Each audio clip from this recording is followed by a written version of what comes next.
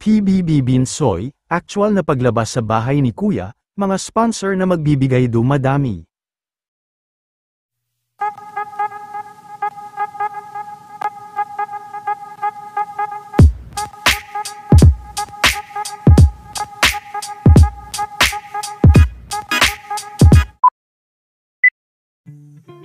Matapos ang naganap na eviction night sa bahay ni Kuya, kung saan ay si Binsoy nga ang nakakuha ng mababang boto, ay marami nga ang matiyag ang nag-abang at nag-intay na makita ito ng personal kanina.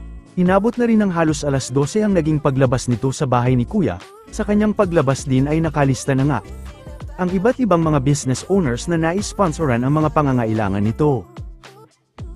Siargao Tour, food package, shoes, damit, pabango, cake at marami pang iba ang nais magbigay dito.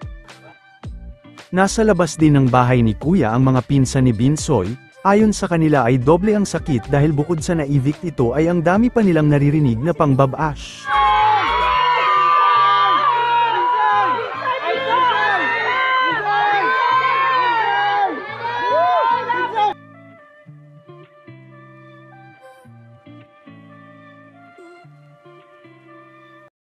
Nang dahil lang natulog si Binsoy sa loob. Bas din nila, sobra. Asan na yung dalawang? Ayun, baka doon sila sa loob. Ay, ito mga pinsan ni Binsoy ah. Ulat intayin niyo si Binsoy? Anong oras ba lalabas si Binsoy?